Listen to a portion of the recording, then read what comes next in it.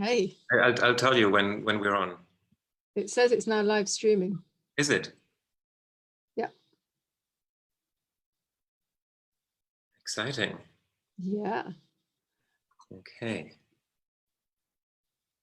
Well then. Well then, Katsugen. So let me see. Oh, indeed, it's on. Yeah. Okay. Okay, so I've never asked you why you like Katsugen. Me. Yeah. Well, for me, it's just a very simple practice that is all about letting go. It's not so much about the form or about there's not a lot of concept behind it. It's just it leads me back to my inner self, and it's just letting go from the ideas, letting go from all the stuff that's out there and that I added up over the 40 something years.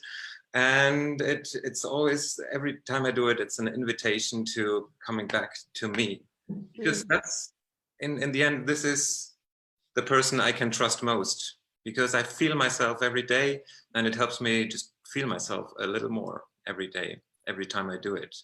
That's the main thing, I think.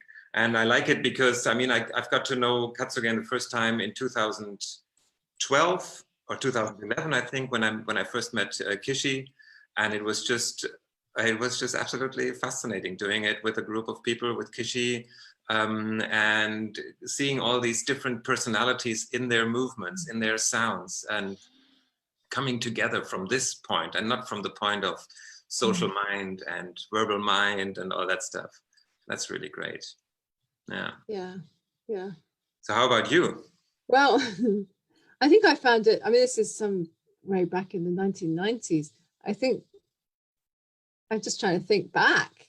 The first time I came across Katsugen, I wondered, I mean, it was a bit, I was up for it, but I remember, I mean, I was a lot younger then. And I thought, wow, this is quite out there. They'll think we're crazy. But over time, it's become an immensely important resource for me, actually.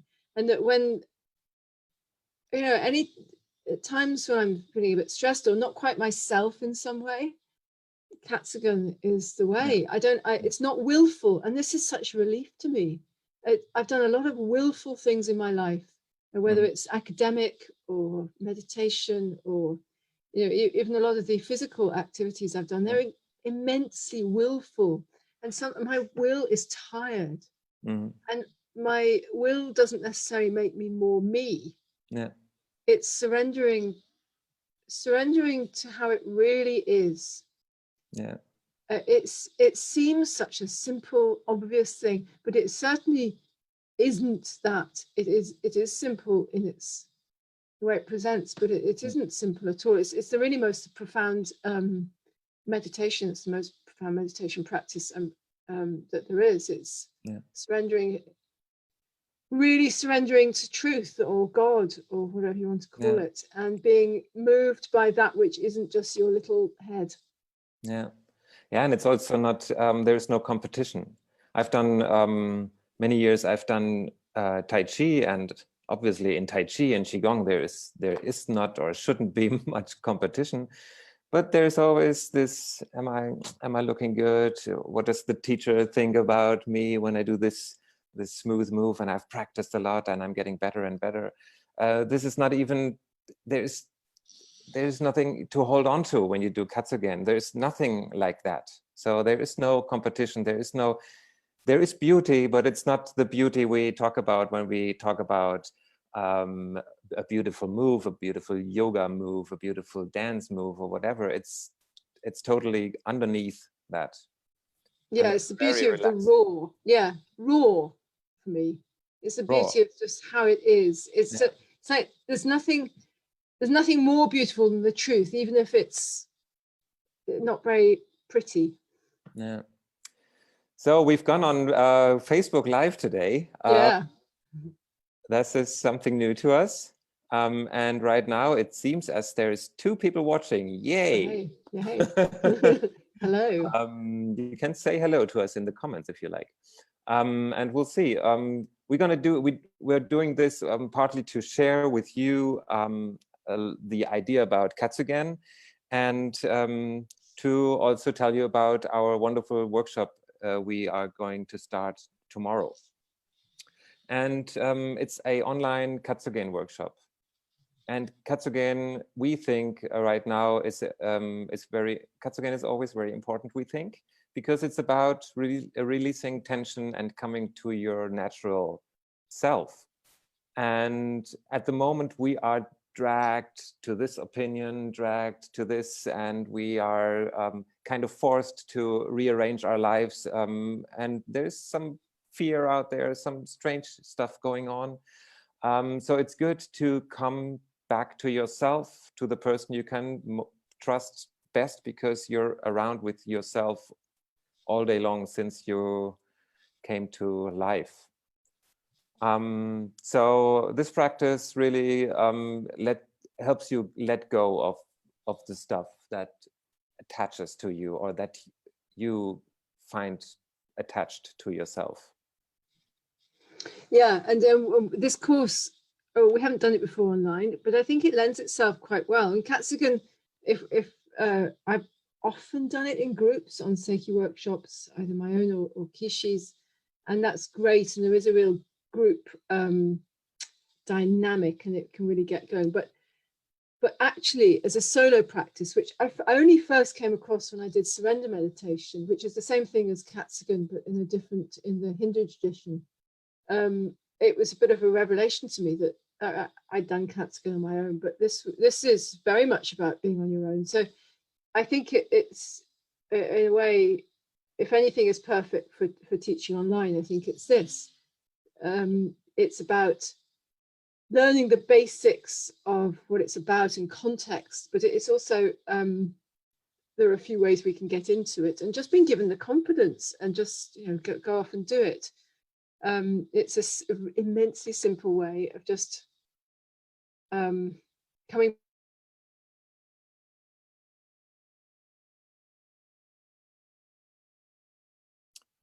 Now Alice froze. Come back. So there's a lot. I'm here. Am I back? Yes, you're back.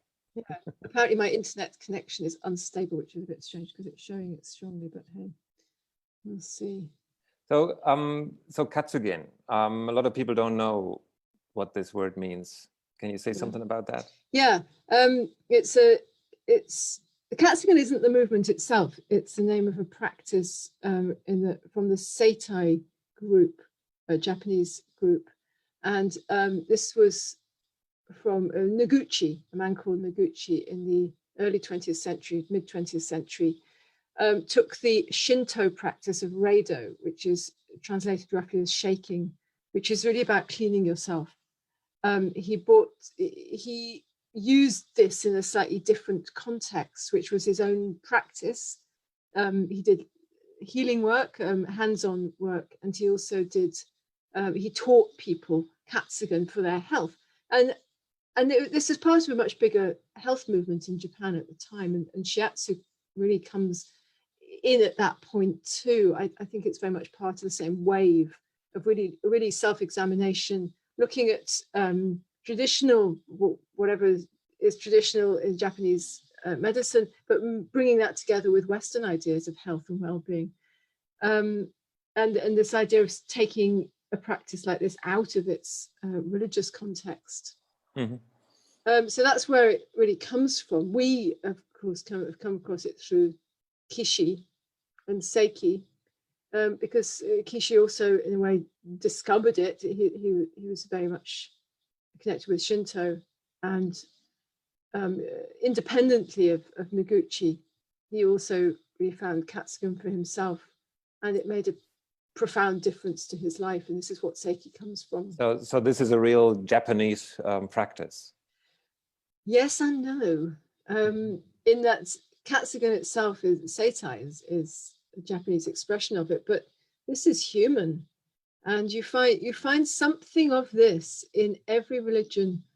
I don't know if I want to say every culture, but certainly every religious practice. I think you'll find a form of Katsugen, a form of original movement because this is the highest form of meditation. There's the willful disciplines, but will can only take you so far. It cannot take you. You run out of will, you wear yourself out in the end, and then you have to surrender. Surrender happens to you, or you can choose to surrender. Yeah. Okay. Why don't we just do it? And maybe you can join out there, and let's practice together, and then we can talk a little bit about this and that afterwards. I think it's good to just step into it. There's a couple of pre-exercises that help you get into the flow, into the letting go. In the course, we go in detail over all that. For now, just if you want to join, it's super easy. Follow along. It's 3 little things we do before. Well, we'll talk you through. So that. And are you going to talk a little bit? Can you hear me if I talk? Yeah, it's okay. It's okay. It's not great sound, I know. Yeah, the sound is okay. It's okay. Good, good. Hold on a second. Okay. Okay, we'll do it. Yeah, we go in directly, I think. Okay, the first exercise for Katsugen, we use the Seitai exercises here in Seiki. The first one is a warm-up exercise, and you find your solar plexus, which is the soft part where your ribs come up and just under your sternum. Well, at the base here, below the bony part. And just so we do it quite quickly, and we won't go into too much detail, you breathe in and you arch back. And as René is doing, you breathe out with your mouth open, as if you're breathing out. Imagine you're breathing out all the rubbish on your body. You can't see me so well, but you can see René. And at the very end of your breath, you release onto the floor, and you keep your mouth open, and you only breathe in when your breath comes back to you. So we do that 2 more times.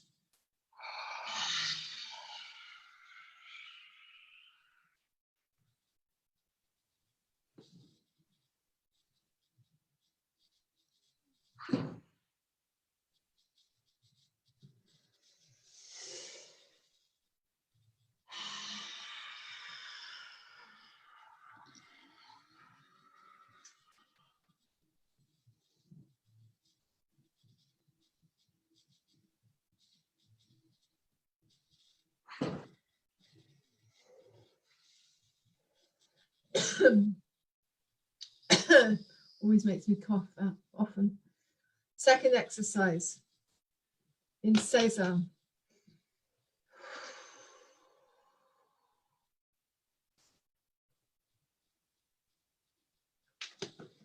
Breathing out on putting your body into stress.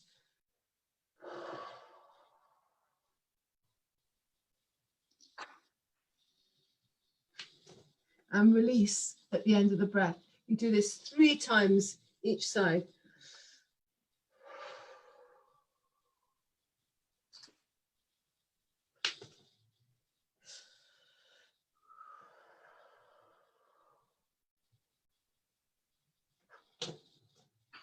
One more time.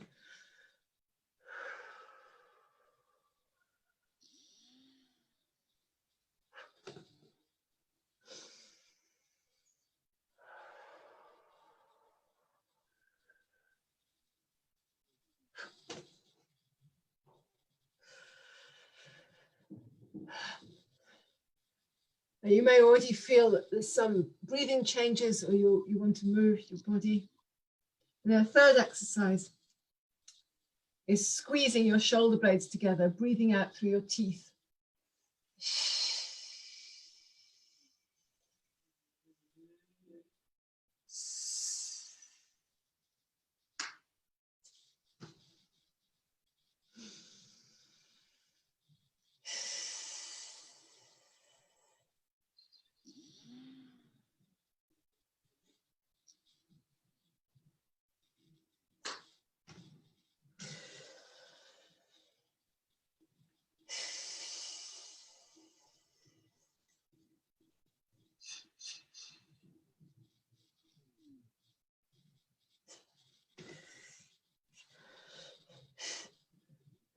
And then you sit with your back loose and movement comes. You may find that this doesn't come very easily or nothing happens, but you wait and you surrender.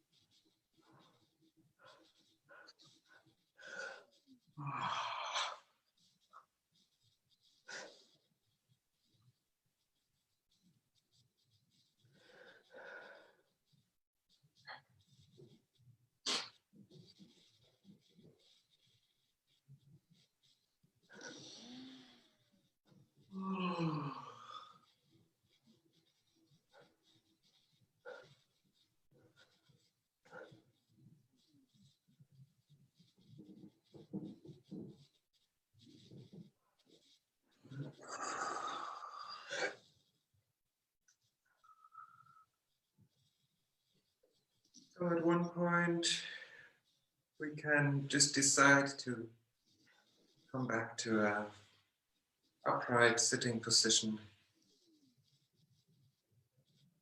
And decide to slowly step out.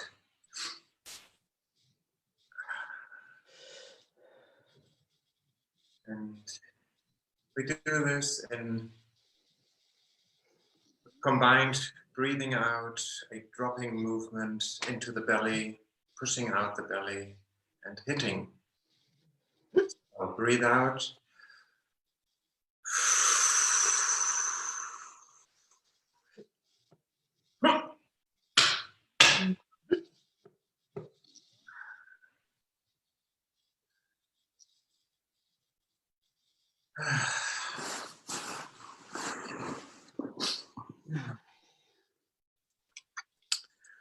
So this was just, oh, hold on.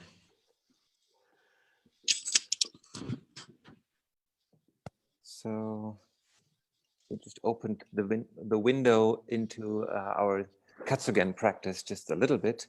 This is a very private practice, and it's a little strange to do it live, available for millions of people out there. Well, hey, what's to lose? So this is really a very personal practice. But on the other hand, if you really, really meet yourself and you are really deeply inside your body, you don't care.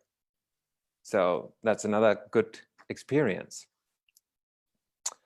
We did this, I don't know, 5 minutes, 7 minutes now, maybe 10. I lost track of time. No idea. But you can do this for 1 hour, for half an hour, whatever feels good for you. And often it's the case that after a while you kind of drop a little deeper and you start to experience something deeper or something else. And other days this doesn't happen. So it's not only a personal practice, but it's a practice in the moment. So this moment is very different from the moment in 1 hour and from the moment in 1 year. Yeah. I think the most well, I've found it's such a valuable practice over many years now. I've done it, and it's often been very different. It's very unpredictable. So it's best not to expect anything in particular, in fact, but simply to be open to what's there. And it's at times, at times I've come so present that it's felt like there's been no past, no future, not in any bad way, just a really ultra present in a way that I don't think I've ever been before. Yeah. Actually, the whole practice is about not expecting, just like Seiki is about not expecting. It's stepping into the moment and being curious, being open, being interested, being ready for surprises. And yeah, surprises will come. Yeah, being willing. Yeah, being willing to see what's really there. Yeah, and for me that's cutting edge. We have to. Absolutely. Have to see what's really there, especially at the moment. I mean, we always have to, but it does seem more pressing at the moment to be really open to reality. Yeah, and reality is not the story. Yeah. The story is the story, and the story has a timeline from way back to somewhere. And the reality is that what you experience right now. Yeah. Personal reality.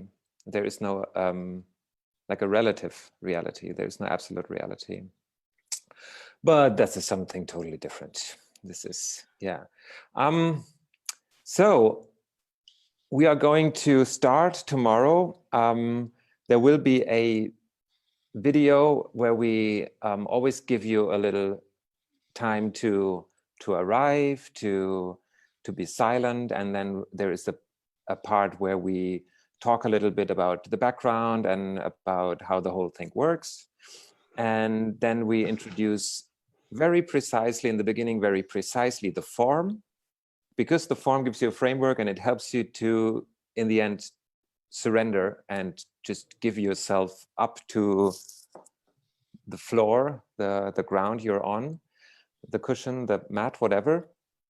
And then we practice together for 20 minutes roughly. And then we come back and round it up. And in the evenings, and this video we will prepare in the morning and we will give to you. We will deliver it around noon on a platform. You see the link here in the video description. And you can pick your own time to practice during the day with this video. And in the evening, around 6 p.m. London time or 7 p.m. Germany, Berlin time. We'll have a around 45-minute live talk, exchange, sharing of the experience. And then with some of what has shown there, we'll prepare the video for the next day. So it's not totally live, but it's semi-live. Semi-synchronous. Yeah. So I hope you can join. There's already quite a few people registered. And it's really for you, for yourself. And we made it intentionally. We have like a sliding scale. So the regular price is, I think, 60 euros. But if you don't have money right now because you don't have a job, which a lot of people don't, you can step in for just 10 euros. If you have to give a little, if you want to give more to kind of help with that, you can pay more. You'll see that there. Anything else, Alice? I think that's all. I think it's I'm looking forward to it. So good. It's a good practice. It's great practice. By the way, who are you? We didn't talk about that. Who am I? Did we talk about who you are? Come to that. I don't know. I don't know. Well, I posted on my site. So so I'm just a random person doing Katsugen. Some random person from London. Yeah. Well, yeah. I've Alice Whieldon is who my name anyway, and I worked with Kishi for a long time. We wrote a book together on Seiki, life in resonance. Who's Kishi? Kishi was he died in 2012. He was a shiatsu master originally, a very a very successful shiatsu master back in the 70s and 80s. Really, he was quite young, so I suppose it was really the 70s. Mm-hmm. And then he reached for himself the end of shiatsu, and this transformed through Katsugen into what he called Seiki Soho. And so he was working closely with Masunaga. Yes, he was Masunaga's top student and demonstrator, in fact. Mm-hmm. And then Katsugen came along. Katsugen came along when he had a bit of a real breakdown, but when he was he'd reached, I think for him, he just reached the end of possibilities with shiatsu. He saw no more development, he said, in himself or in his clients. And this just wasn't, he was really successful. He was making lots of money. He bought a flat in Tokyo, which was a pretty expensive thing to do. He was flying high and having a great life in many ways, but it wasn't satisfying. And this was when he just stopped it all, and Katsugen really came to him. And Seiki came through this. And so, although it's in the shiatsu tradition, it's quite different in many ways. He did take this to Masunaga, and Masunaga really said, "Well, we're done now. You and I are finished because you are now your own master." And since then, he moved to Europe, and so he did most of his teaching in Europe, although he eventually went back to Japan. And he's been really one of the most influential people in shiatsu, oddly, although he moved in many ways away from shiatsu. His students were mostly shiatsu people, and his influence has been immense. Yeah. It's hard to think of a shiatsu teacher of a certain age who wasn't influenced by Kishi. Yeah. So, and you learned shiatsu yourself and then worked with Kishi? I learned shiatsu. I came across it in the mid-1980s by chance, and I met Pauline Sasaki, who I didn't know for many years, till many years later. She'd only recently been Kishi's girlfriend, as it happens. She gave me a treatment. Oh.